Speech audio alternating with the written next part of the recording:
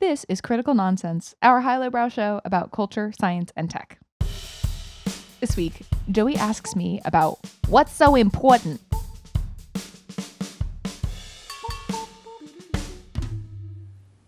Woo! It's indie rock and roll. For this is what a Joey sounds like. And this is what an executive producer and murderer Jess Vander sounds like. Whoa. Excuse you.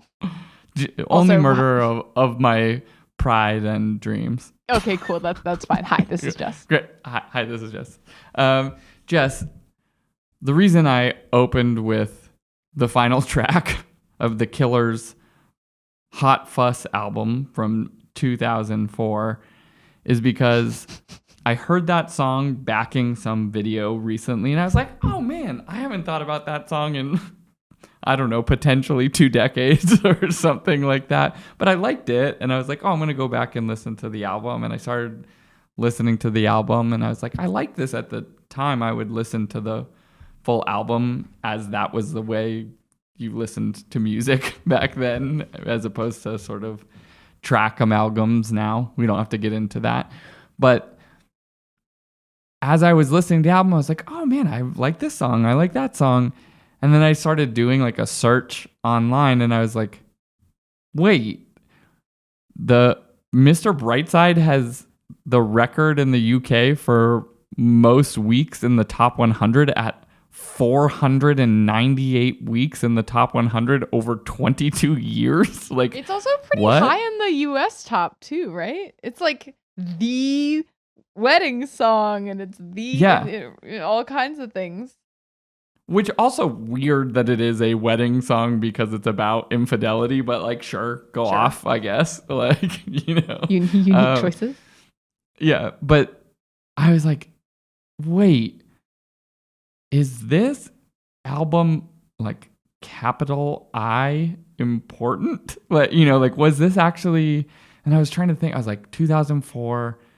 There was a ton of really great indie music coming out. Like the Yeah Yeah Yeahs had an album, and the Strokes had an album, and the White Stripes and Modest Mouse, and like all these other things that were sort of surrounding it, where I think broadly Hot Fuss, the album, was seen as a solid presentation for a debut album, but definitely not capital tops. I important. Yeah.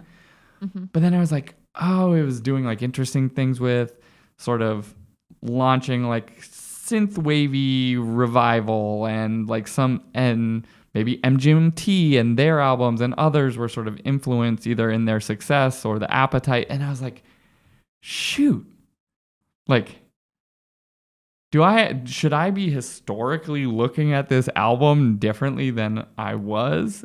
And so my question for you is, what happens when something you liked becomes important? This is really interesting. It's wrapped up in so many things, like who decides what's important and when was that decided. And it feels like it's wrapped up in a lot of whenever you're examining culture and even art, like any type of, oh, and now we're paying attention to this, is all wrapped up in things like, excuse you, we've been blanking. Or it's like, and who are you to come in and tell me that mahjong is cool now? Like all of that is wrapped up in the gaze of the broader,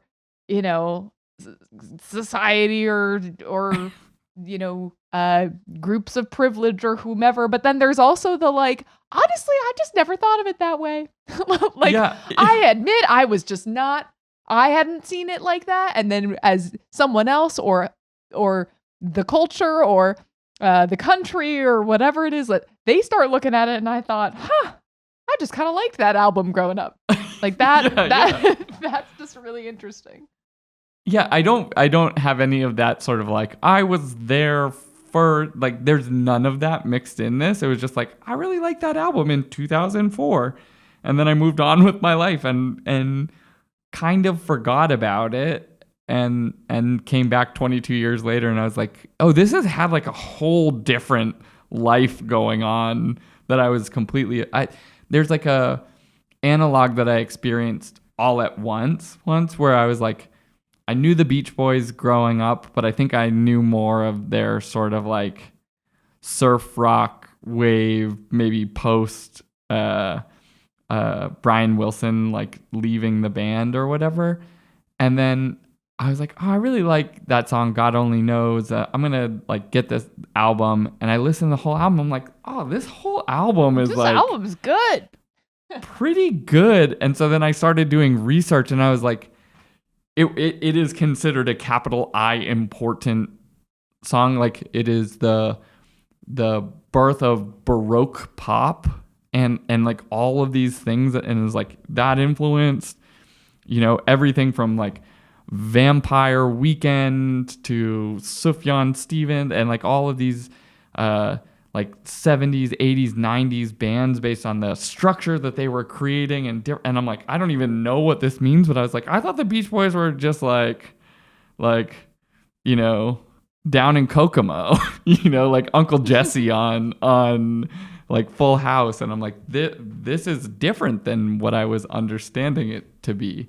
And I'm like, how many of those things exist either that I'm oblivious to or I don't understand in the capacity of their like importance? Yeah, well, and maybe also I hear you on the importance piece, but I also think it's just wrapped up in the general awareness that we now have of things being more than just like something you like or something that you've experienced. Because when things are observed or experienced by others, that there's critics' choice or like expertly approved, like this is the tops and therefore it's good, or like something that's just popular. Like I used to love going to that restaurant, and now TikTok absolutely ruined it because there's lines out the door. And I mean, I'm happy for their business, although I'm probably worried for their business because they don't want to run them into the ground. And you're like, now it's like that place that I liked is now the hit spot. And all of those are right. It's like it's the fact that you can't really have just the thing that you're into in a vacuum. Sometimes it's cool because then it gives you a new perspective of like, maybe I should listen to this record again in a different light. Like I hadn't thought of it that way.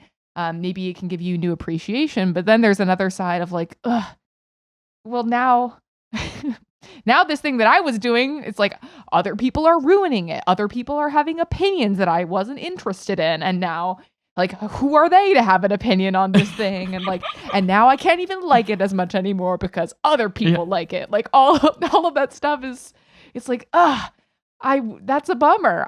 It is like for all of the things that could be nice, it also could be a huge drawback to have other people's opinions affecting your own interests, preferences, what you would consider normal and following the beat of your own drummer.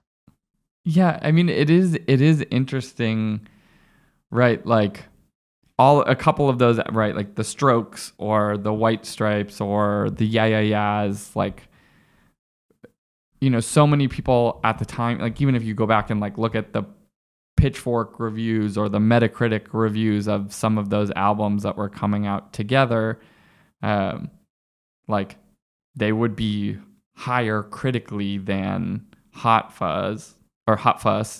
But what's interesting is like the influence that a thing can have that catches fire or like it is somehow able to exist over time. Like way more people have listened to that album now. Like that Mr. Brightside on Spotify has like over 3 billion streams, which is bonkers. Like it is like, well, then this is the thing of like the number of times in history that we've thought some event would be more important than it was. Some presidential candidate that was running would be like an obvious winner, and then in the long arc of history it was like, oh, we barely remember that person. Like versus how things actually play out, for sure. That's where all of the hype or the or even just like the expectation or whatever. It's just like, well, but reality has proved that the people love Mr. Brightside for Yeah. their weddings.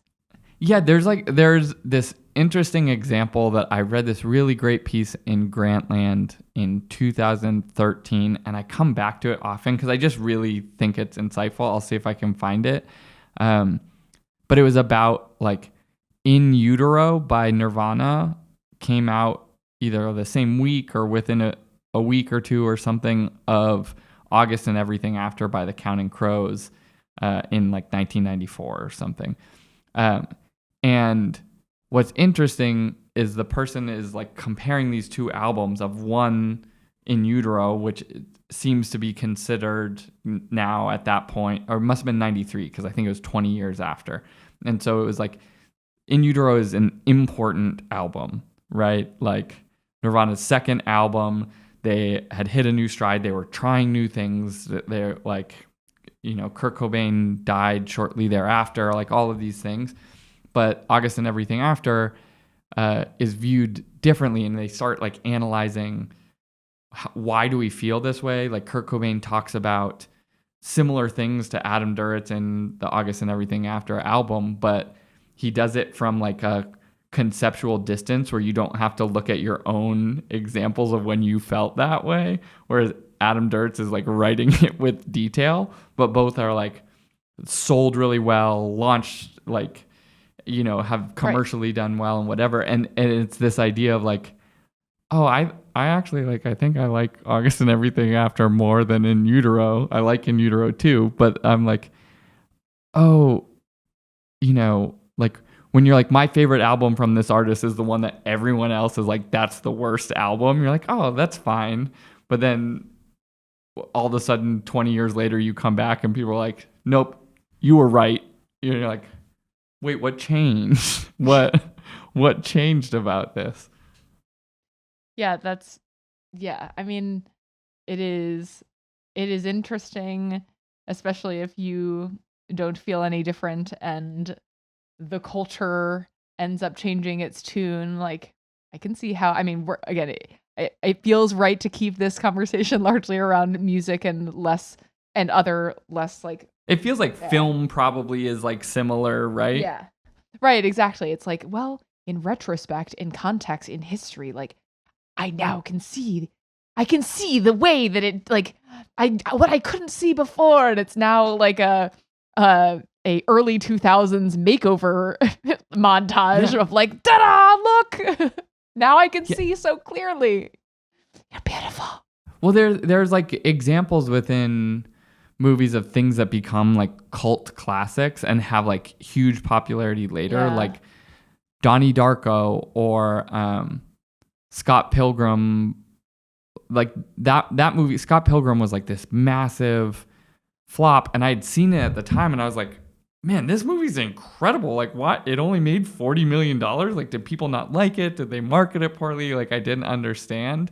Yeah. And then I rewatched it again recently and I was like, still holds up. And so then I, in the same fashion, I went and was like, why did this do poorly? And what it's like turns wrong? Out like now it's like it's viewed historically as like a really great movie. Edgar Wright directed it, all of this stuff, and I'm like, yeah, the timing moment or like something goes off and then someone picks it up later, or like Owl City is like a stupid band, but everyone hated them and made fun of them, and then dare you? And now people are like doing his best, like feel that way. Like, yeah. No. I was always an OG fan, and yes, I do deserve credit for that. And also, fun fact that is not proven to be true, but not proven to be true, is that Adam Young, who is Owl City, may have been the one to create all of there was like that period of all the Apple iPhone ringtones. And when you listen to them, you're like, wait a minute, this sounds just like an Owl City. Fireflies. Wait a minute, that's exactly what this is. Yeah, anyway, I could go on and on about that. But yeah, right. Like, I think there are some things where it like in over time history corrects to give credit to, maybe they were right about that, or like, we shouldn't have been so hard about that. But also, I don't know, not everybody or everything or every creation piece of work like gets its due. It's like it also isn't necessarily fair. Yeah. It is, some of it is like finding someone who loves it, and like that can be hard, right? Like I remember when I was young enough when the Paramore albums were coming out, you know, I think maybe I was in like late teens, early 20s or something like that, the first ones. And I remember people being like, yeah, whatever, it's kind of cringy, like, oh, it's like Avril Lavigne or whatever. And now people talk about it, they're like, Haley, she can do no wrong. And like I didn't even have an opinion on it at the time. I just remember that sort of being like broadly the vibe. And I'm like, it's really interesting. Like other groups of people found it and they're like, oh, I fuck with this like a lot. And it completely shifted over time because it found its group, or many groups of people. Like same with like Owl City. I saw like some show where someone played Owl City at a show and like the whole audience is like going bonkers because they're playing Fireflies. And you're like, I was like, oh, like my friend made fun of me because I liked that song in 2007, you know? Never. I mean, as iTunes' first free single, legendary. How could we not live it down? How could we not? Killer. I mean, I guess, Jess, I don't know if you have any of these personal importance as you're thinking about wrapping this up. Is there, you know, outside of Hitch, the film? Oh my God. You're in this way, you're just so woefully mistaken. Hitch is a cinematic classic. It is one of the greats.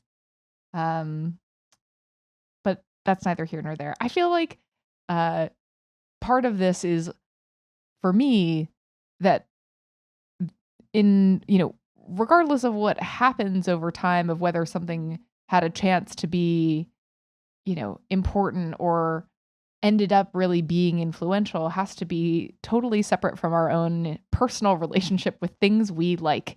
And how, you know, sometimes it gets complicated where it's not fair that some things that we like or get to do, other people get to decide if that's okay or not.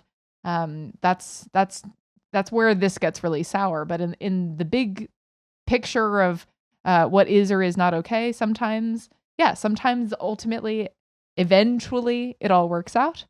And when it comes to, you know, us and what we find interesting and what records we like, what, regardless of in 20 years if it's going to be the cool hit thing, it feels like, I don't know, that feels like the main takeaway for me is, I don't know, as much as you have the liberty to like what you like, that ultimately feels like what matters. Yeah. I mean, maybe for another episode, we do the inverse of the things we thought were capital I important, and turns out not. We were just woefully mistaken. And to Dorothy Smith, it's the 10-year anniversary of Lemonade, which I think we knew immediately and have maintained is capital I important. Capital I important. Gosh, yeah. Thanks, Beyonce. Special thanks to Beyonce. Wait, credits. Wait. Hold on. Credits first. Hold that thought. Critical Nonsense is a Sylvain production. Brought to you by Important. Capital important. So as always, we'd like to thank our executive producer, and if she was a month, it'd be August, Jess Vander. We'd like to thank our sound engineer and Nirvana superfan, probably Alex Contel. We'd like to thank our programming coordinator and Mr. Jones, Les Jacobs. Thanks to our production crew and our Fireflies, Sarah Gilbert, Norm Estrich, Christy Jensen, Amanda Medina, and Amy Waters. And as always, thanks, Len. Thanks. Special thanks. Special thanks to Owl City. How have we not talked? We must have talked about this. Didn't we talk about this? I think I'm like the biggest fan. No? We haven't talked about this? I don't think so. Yeah. I've really kept it in all these 10,000 years. fireflies. Yeah, just think about how meaningful Yeah. I can hear it, but I don't have like the words are coming in and out, so I can't like even do like a full verse. You know what I mean? Like, Don't make me do it. do it. I can't do it. Like I'm what you asleep. And the world turns slowly. It's hard to say. I'd rather stay awake when I'm asleep. 'Cause my dreams are... Yeah. So. I mean, just, gosh, the ennui just coming right The ennui, it's just riddled lousy with ennui, as my brother would say. Lousy with ennui. Any other special thanks? Special thanks to those early Apple commercials where they were just like putting people on to like interesting bands that were a little bit unknown. They probably helped those people a lot. I'm thinking about like Chairlift, Feist, you know. That Chairlift album was actually pretty good that I downloaded as a result of liking the song in the Apple commercial. So, shout out. Wow.